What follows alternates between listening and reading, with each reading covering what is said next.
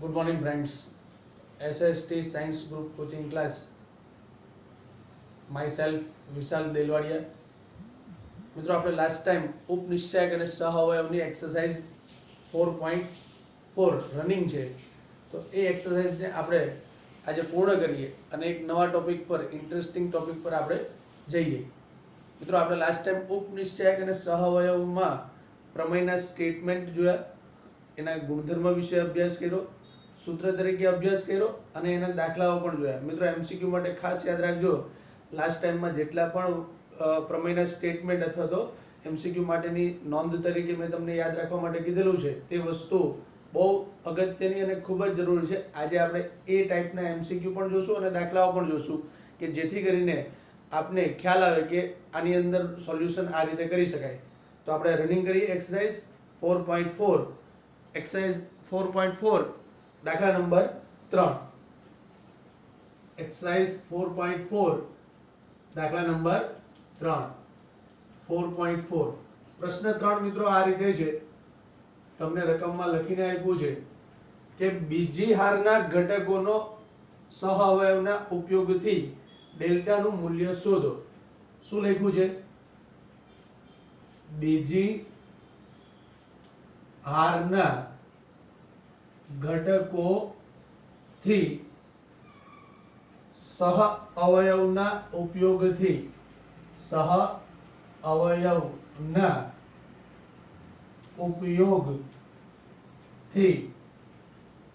Delta is equal to નિશ્ચયકમાં 5 3 8 2 0 1 1 2 3 આ ડેલ્ટાનું મૂલ્ય શોધવાનું છે.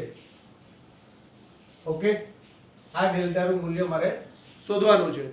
તો મિત્રો હું તમને જણાવું કે ડેલ્ટા ઇઝ ઇક્વલ ટુ નિશ્ચયકમાં 5 3 8 2 0 1 1 2 3 નું મૂલ્ય શોધવાનું. તો મિત્રો આપણે ત્રિહાર નિશ્ચયક એટલે કે ત્રણ કક્ષાવાળા નિશ્ચયકમાં ડેલ્ટાનું મૂલ્ય આપણે શોધીએ એ જ રીતે શોધવાનું છે, પણ અહીંયા બહુ સ્પષ્ટ વાત આપી છે કે બીજી હારના ઘટકોથી સહઅવયવના ઉપયોગથી, એટલે કે બીજી હાર એટલે મિત્રો કઈ થશે?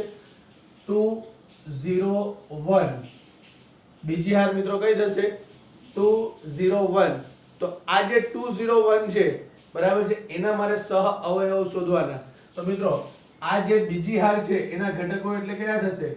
A21, બરાબર છે, A21 બરાબર 2. પછી એ ઘટકો બીજા નંબરનો A22 ઇઝ ઇક્વલ ટુ 0 અને A23 ઇઝ ઇક્વલ ટુ 1. મિત્રો આના મારે સહઅવયવ શોધવાના છે. 2 0 1 ના મારે શું શોધવાના છે? સહઅવયવ. તો સહઅવયવ શોધવા માટે આપણે એવી વાત કરેલી હતી કે જે ઘટક તમે પસંદ કરો એ કઈ હાર અને કયા સ્તંભમાં છે, તો અહીંયાથી ખબર પડી જાય. બીજી હાર પહેલો સ્તંભ, બીજી હાર બીજો સ્તંભ, બીજી હાર ત્રીજો સ્તંભ.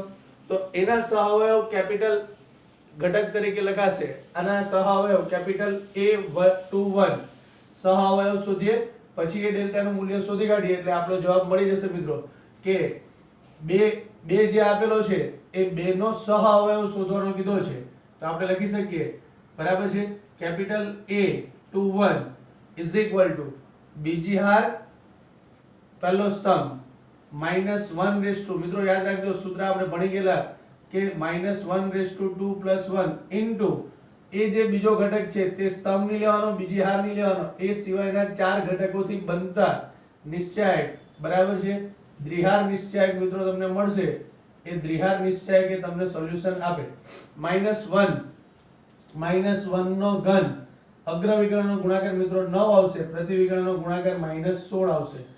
આ -1 નો ઘન -1 અને આ -7 એટલે કે A21 ઘટકનો, બરાબર છે, એટલે કે A21 ઘટક એટલે કયો? 2 નો સહઅવયવ મિત્રો +7 મળશે. કેટલો મળશે મિત્રો? 2 નો સહઅવયવ મિત્રો +7 મળશે. એ જ રીતે આપણે A22 ઘટકનો સહઅવયવ એટલે -1/2 + 2 -1/2 + 2 0 0 છે તો એ 0 છે તો બીજો સ્તંભ નહીં, બીજી હાર નહીં.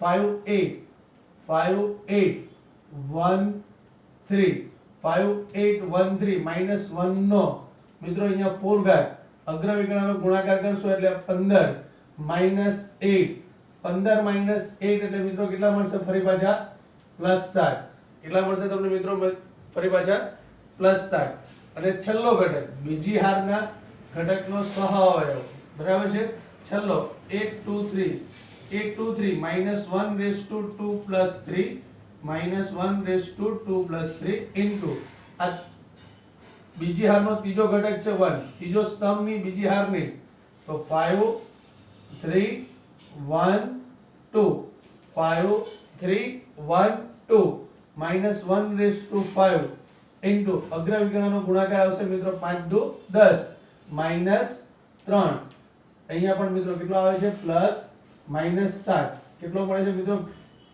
-7 -1/5 -1 અને આ તમને +7 એટલે -7 સહઅવયવ આવશે આ -7 જે સહઅવયવ તમને મળે છે તો આપણે એવું જ શોધવાનું છે કે બીજી હારના ઘટકથી જે સહઅવયવ મળે છે એની મદદથી તમારે કોનું મૂલ્ય શોધવાનું છે ડેલ્ટાનું મૂલ્ય શોધવાનું છે કોનું મૂલ્ય શોધવાનું છે મિત્રો ડેલ્ટાનું મૂલ્ય શોધવાનું તો હવે આપણે ડેલ્ટાનું મૂલ્ય શોધવા માટે આપણે જાણીએ જ છીએ કે ડેલ્ટા ઇઝ ઇક્વલ ટુ આપણે મિત્રો લખી શકીએ બરાબર બીજી હારનો ઘટક અને એનો સહઅવયવ આ બંનેનો ગુણાકાર જે લાસ્ટ ટાઈમ આપણે એમસીક્યુ માટે થિયરી અથવા તો પ્રમેયના સ્ટેટમેન્ટ તરીકે નોંધ કરેલી હતી delta is equal two 821 into capital 821 plus small 822 into capital 822 plus small 823 into capital 823 લખાશે તો જ તમને ડેલ્ટાનું મૂલ્ય ડેલ્ટાને સમાન આવશે પ્રમેયના સ્ટેટમેન્ટ તરીકે આપણે એવું લખેલું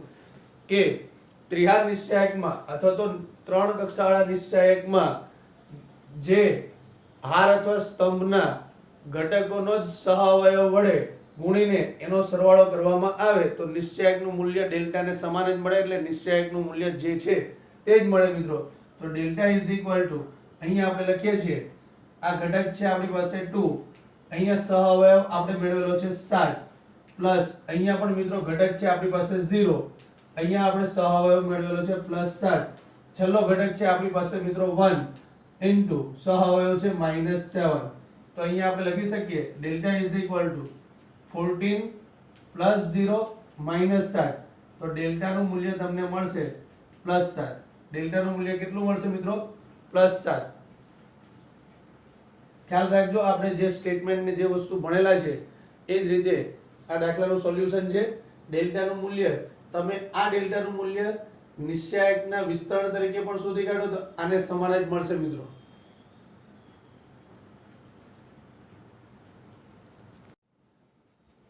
કન્ટિન્યુ મિત્રો આપણે આગળ જઈએ હમણાં લાસ્ટ ક્વેશ્ચન નંબર 3 સ્વાધ્યાય 4.4 નો પૂરો કર્યો તો હવે સવાલ નંબર 4 પર જઈએ મિત્રો સેમ એઝ ઇટ ઇઝ આપણે એ જ કામ કરવાનું છે પણ હવે સ્તંભમાં છે પેલું બીજી હારમાં આપણે કામ કરેલું હવે ત્રીજા સ્તંભના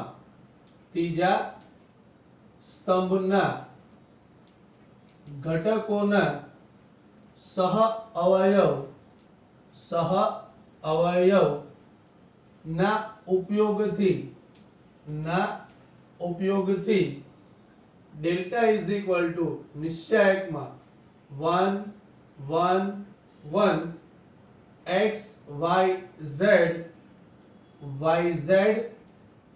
xz અને xy નું મૂલ્ય શોધવાનું છે નું મૂલ્ય શોધો મિત્રો ડેલ્ટા ને સમાન જ મૂલ્ય આવે ડાયરેક્ટ વિસ્તરણ કરીને તમે જે સોલ્યુશન કરવા માંગો છો તે રીતે મેળવો અથવા નિશ્ચાયકનું મૂલ્ય એમસીક્યુ માટે યાદ રાખજો આપણે 0 તરીકે પણ લઈ શકશું બરાબર છે અત્યારે આપણે ત્રીજા સ્તંભના બરાબર છે અત્યારે આપણે ત્રીજા સ્તંભના ઘટકના સહઅવયવનો ઉપયોગ કરવો છે એટલે ત્રીજો સ્તંભ મિત્રો એટલે કયો થશે yz zx અથવા તો xz xy આ ઘટકનો સહઅવયવ તો આપણે લખી કાઢીએ મિત્રો ત્રીજો સ્તંભ એટલે આપણે લખી શકીએ મિત્રો અહીંયા જે ઘટક છે તે a13 પહેલી હાર ત્રીજો સ્તંભ a13 પહેલી હાર ત્રીજો સ્તંભ ઓકે yz પછી આ બીજી હાર ત્રીજો સ્તંભ a23 zx લખો અથવા તો xz કોઈ વાંધો નથી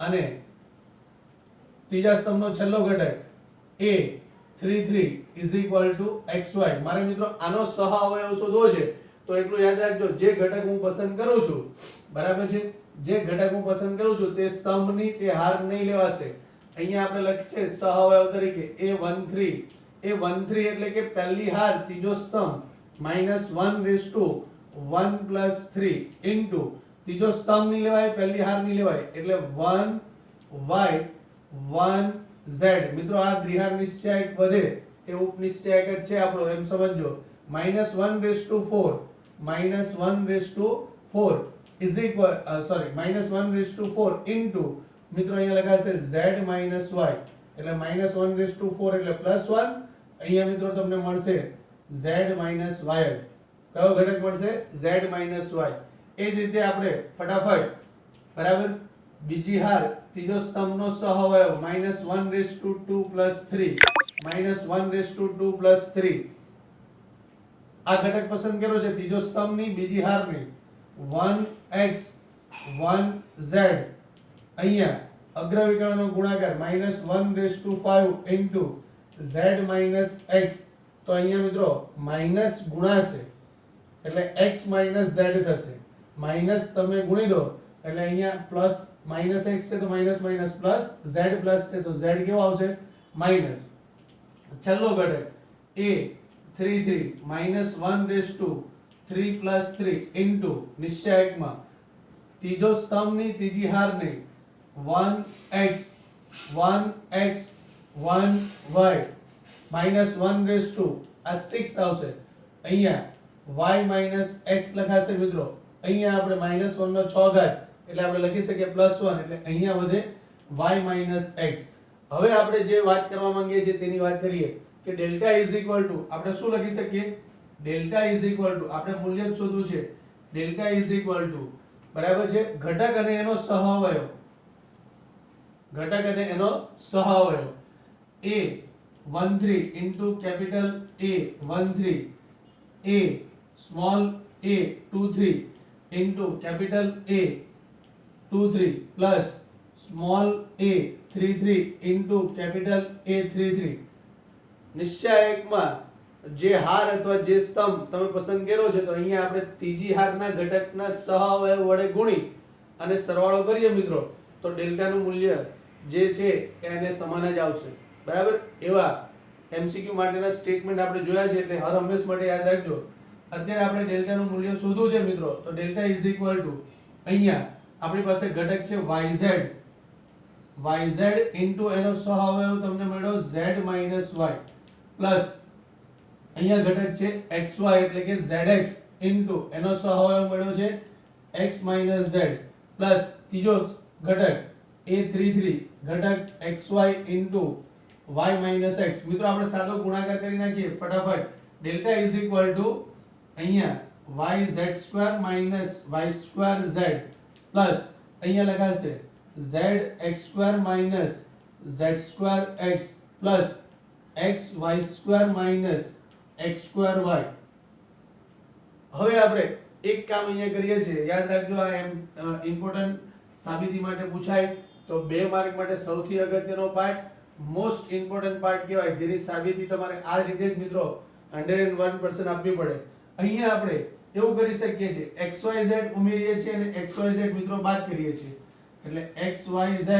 આપણે ઉમેરીએ પહેલા અને xyz આપણે શું કરશું બાદ કરશું આ minus yz² minus y²z plus zx² minus આ z²x z²x plus xy² minus x²y xyz અહીંયા ઉમેર્યું છે પહેલા તો આપણે લાસ્ટમાં xyz આપણે મિત્રો શું કરશું બાદ કરશું મિત્રો xyz આપણે બાદ કરીશું તો મિત્રો યાદ રાખજો હંમેશા જે ઘટક છે એ ઘટકને આપણે સમજવાનો પ્રયત્ન કરીએ અને એ ઘટકથી જ આપણે દાખલાની ગણતરી ખબર પડે મિત્રો હવે xy બધામાંથી આપણે કોમન કાઢવા છે તો એવા ઘટકોની પસંદગી કરવી પડે કે જેની અંદરથી xy ઘટક આપણે કોમન લઈ શકીએ છીએ ઉમેર્યા પછી તો અહીંયા તમે જોઈ શકો છો મિત્રો કે અહીંયા આપણે બોલો yz કોમન કરીએ એટલે xy આવશે, તો આપણે એ ઘટકને અંડરલાઈન કરી દઈએ, બરાબર.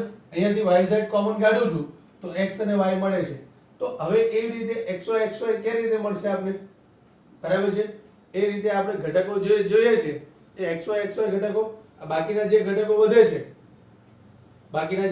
વધે છે, એમાંથી આપણે તરત કહી શકીએ છીએ અહીંયાથી, બરાબર છે. આપણે એવું કહી શકીએ આ બે ઘટક છે એમાંથી પણ xy ના એક એક ઘાત કોમન લઈએ, બરાબર છે. -xy નો એક એક ઘાત કોમન લઈએ તો -xy નો એક એક ઘાત કોમન લો તો તમને x y વધે, -xy નો એક એક ઘાત કોમન લો તો x y વધે.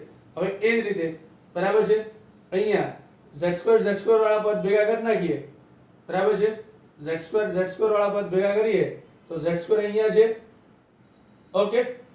ચાલો, એટલે z એક ઘાત કોમન લઈએ, x કોમન લઈએ તો આપણે પદ મળી જશે તરત જ. ગોઠવણી કરતા જઈએ સાથે સાથે તો આપને ખબર પડી જશે. ડેલ્ટા ઇઝ ઇક્વલ ટુ આ બંનેમાંથી આપણે yz કોમન એટલે x y વધે.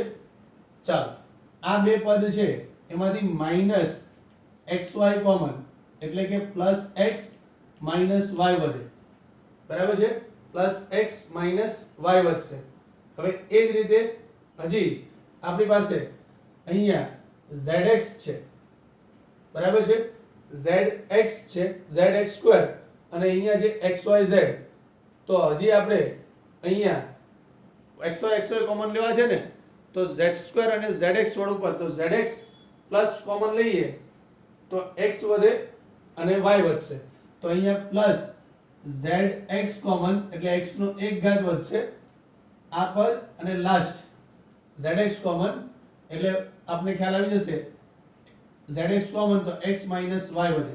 અને છેલ્લું પદ બાકી રહી ગયું આપણી પાસે y2z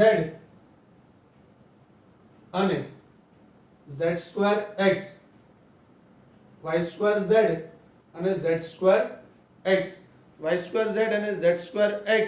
તો મિત્રો z2 આપણે કોમન લઈએ, ઓકે. આમાંથી આ પદ અહીંયા લઈ લઈએ, આમાંથી આપણે સામાન્ય લીધું છે, આ પદ સાથે રાખીએ, અહીંયા સર્કલ કરી દઈએ. આ બે પદ લેવાઈ ગયા છે, બરાબર છે. પહેલા આ સર્કલ કરેલું પદ અને આ સર્કલ કરેલું પદ સાથે રહીએ, અને એમાંથી z2 એટલે -z2 કોમન, -z2 કોમન એટલે x y વધે. z2 તમને દેખાય છે, અહીંયાથી yz કોમન એટલે તમે y લખી શકશો તરત જ. આપણે પહેલું પદ લખ્યું છે. હવે જે પદ વધે છે એ ફટાફટ આપણે લખી નાખીએ. x y બધામાંથી સામાન્ય લઈ લીધું મિત્રો. આ yz છે, આ -xy છે, પ્લસ આ zx છે, અને આ -z2 છે. આપણી સાબિતી અહીંયા મિત્રો પૂર્ણ થવા લાગશે ફટાફટ, કે અહીંયાથી આપણે બોલો શું કોમન લઈ શકીએ, y, તો zx વધશે. અહીંયાથી આપણે -z કોમન લેવા પડશે તો zx મિત્રો આપણે મળી શકે. તો delta is equal two x y, અહીંયા લખી શકીએ આપણે y કોમન એટલે z x લખાશે. અહીંયા -z લેશું મિત્રો, z2 માઈનસ છે એટલે માઈનસ લેશું તો માઈનસ લેવાશે zx. તો અહીંયા આપણી સાબિતી મિત્રો પૂર્ણ થશે. Delta is equal two x y, બીજો સામાન્ય અવયવ તરીકે y z મળશે, y z, અને ત્રીજો સામાન્ય અવયવ તરીકે z x મળે. તો યાદ રાખજો મિત્રો, 2 માર્ક માટે મોસ્ટ ઇમ્પોર્ટન્ટ પાર્ટ ઘટકોના સહઅવયવ વડે ગુણીને ઉમેરવામાં આવે તો આપણે એની ગણતરી આ રીતે બતાવી શકીએ. અને દરેકે દરેક સ્ટેપ ધ્યાનથી જોજો. આ સાબિતીના જે સ્ટેપ છે એને તમારે હર હંમેશ મિત્રો યાદ રાખવા પડશે. મિત્રો લાસ્ટ MCQ છે એક્સરસાઇઝ નો 4.4 નો MCQ નંબર 5. છેલ્લો દાખલો છે ક્વેશ્ચન નંબર 5. એ MCQ ટાઈપ જ છે, આપણે લખી કાઢીએ ફટાફટ. જો ડેલ્ટા ઇઝ ઇક્વલ ટુ નિશ્ચયકમાં a11 a12 વ્યાપક સ્વરૂપ છે, a13 a21 a22 a23 a31 a32 a33 અને aij નો સહ અવયવ કેપિટલ aij હોય તો ડેલ્ટાનું મૂલ્ય શોધવાનું છે મિત્રો. ડેલ્ટાનું મૂલ્ય શોધવાનું. મિત્રો હમણાં જ આપણે ક્વેશ્ચન નંબર 3 અને ક્વેશ્ચન નંબર 4 જોયો, એ જ રીતે આ ક્વેશ્ચન નંબર 5 છે. મિત્રો ડેલ્ટાનું મૂલ્ય ક્યારે સમાન મળશે? તમારી પાસે 4 ઓપ્શન આપ્યા હોય તો આ 4 ઓપ્શનમાં 6 એ 6 રીત સાચી બને. એટલે અહીંયા ઓપ્શન આપણે નથી લખતા, બરાબર છે. આપણે 6 એ 6 રીત જે બને છે એ લઈ લઈએ. આના 6 એ 6 ઘટકના સહ અવયવ આપણે લખી શકીએ મિત્રો. સહ અવયવ આપણે લખી શકીએ. તો એ રીતે જે તમને ઓપ્શન આપ્યો હોય એ સમાધાન કરે. અત્યારે હાલ પૂરતો બરાબર MCQ નંબર 5 માં તમને ઓપ્શન સમાધાન કરે છે એ ઘટક છે એમ જોઈએ તો 821 822. અચ્છા 821 822. Okay, option number D right answer છે તમારા માટે. ડી ઓપ્શન, બરાબર. ડી ઓપ્શનમાં એવું છે કે સ્તંભ તરીકે તમે A11 into capital A11 plus પહેલો ઘટક છે એનો જ સહઅવયવ ગુણ્યો છે, બરાબર છે. બીજો સ્તંભ A21 into capital A21 plus A31 into capital A31 is equal two મિત્રો તમને શું મળશે? ડેલ્ટા. રાઈટ ઓપ્શન આ રીતે થશે. એટલે કે તમારી પાસે જે આ ઘટક છે, બરાબર છે, પહેલો સ્તંભ, એ પહેલા સ્તંભના સહઅવયવ વડે ગુણીને સરવાળો કરો તો એનું મૂલ્ય ડેલ્ટાને સમાન આવે. મિત્રો આ રીતે આપણે 6 રીત લખી શકીએ, 3 હાર અને 3 સ્તંભ પ્રમાણે. એટલે MCQ માટે આપણે યાદ રાખીશું હર હંમેશ માટે. MCQ માટે યાદ રાખીશું આપણે હર હંમેશ માટે. જો નિશ્ચાયકમાં 3 હારના, બરાબર, 3 હાર કે સ્તંભના ઘટકોના સહ અવયવ વડે ગુણી અથવા તો વડે ગુણીને ઉમેરતા તે નિશ્ચાયકના મૂલ્યને સમાન જ મળે. યાદ રાખજો હર હંમેશ માટે. અત્યારે આપણે પહેલો સ્તંભ જે લખ્યો છે એ પહેલા સ્તંભના જ સહઅવયવ વડે ગુણીને ઉમેર્યા તો એ મૂલ્ય હંમેશા ડેલ્ટાને કેવું મળે છે? સમાન. તો જો નિશ્ચાયકના 3 હાર કે સ્તંભના ઘટકોના સહઅવયવ વડે ગુણીને ઉમેરવામાં આવે તો મિત્રો ડેલ્ટાનું મૂલ્ય એટલે કે નિશ્ચાયકનું મૂલ્ય જે છે તે જ મળે, મૂલ્ય બદલાઈ શકે નહીં. મિત્રો અહીંયા આપણે ઉપનિશ્ચાયક અને સહઅવયવ એક્સરસાઇઝ 4.4 પૂર્ણ થાય છે. હવે આપણે ઇન્ટરેસ્ટિંગ ટોપિક સહઅવયવ શ્રેણિક વિશે અભ્યાસ કરવો છે.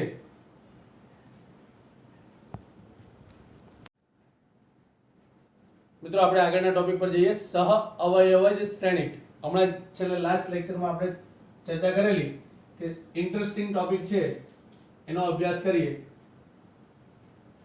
સહઅવયવ શ્રેણિક. સહઅવયવ શ્રેણિક મિત્રો એડજોઇન્ટ, બરાબર, એડજોઇન્ટ ઓફ અ મેટ્રિક્સ કહેવાય અથવા તો એડજોઇન્ટ મેટ્રિક્સ.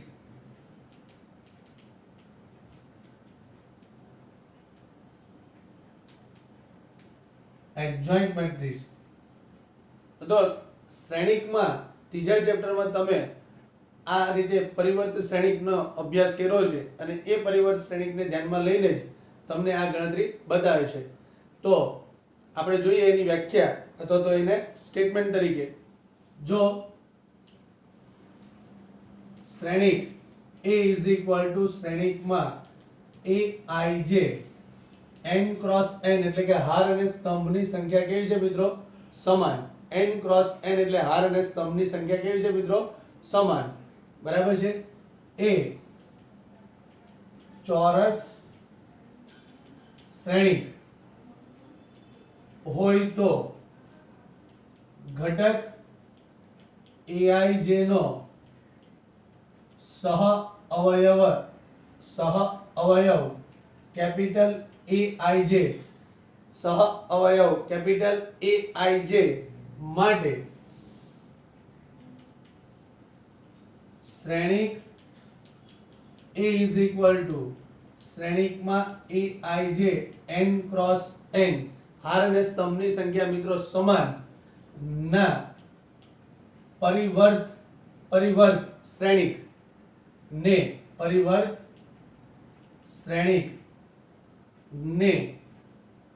આપણે શું નામ આપીશું સહ અવયવ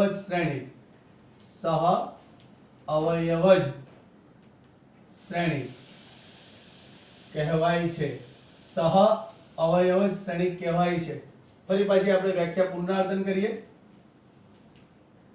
જે શ્રેણિક aij હાર અને સ્તંભની સંખ્યા સમાન છે એ આપણા માટે કેવો છે ચોરસ શ્રેણિક જે ઘટકો છે એ ઘટકનો આપણે સહ અવયવ aij લઈએ તો એ aij નો તમારે શું લેવાનો છે પરિવર્ત શ્રેણિક આ ખાસ અંડરલાઈન યાદ રાખજો કે પરિવર્ત શ્રેણિક લેશો તો તમે બે રીતે અભ્યાસ કર્યો છે પરિવર્ત શ્રેણિકને તમે સંકેતમાં a ટ્રાન્સપોઝ અને a ડેશ વડે દર્શાવી શકો છો પરિવર્ત શ્રેણિકને તમે સંકેતમાં a ટ્રાન્સપોઝ અને a ડેશ વડે દર્શાવી શકો છો જે ચેપ્ટર નંબર 3 માં આપણે અભ્યાસ કર્યો છે તો આ સહ અવયવ શ્રેણિક છે તો મિત્રો તેને પણ સંકેતમાં આપણે આ રીતે લખી શકીએ છીએ તેને સંકેતમાં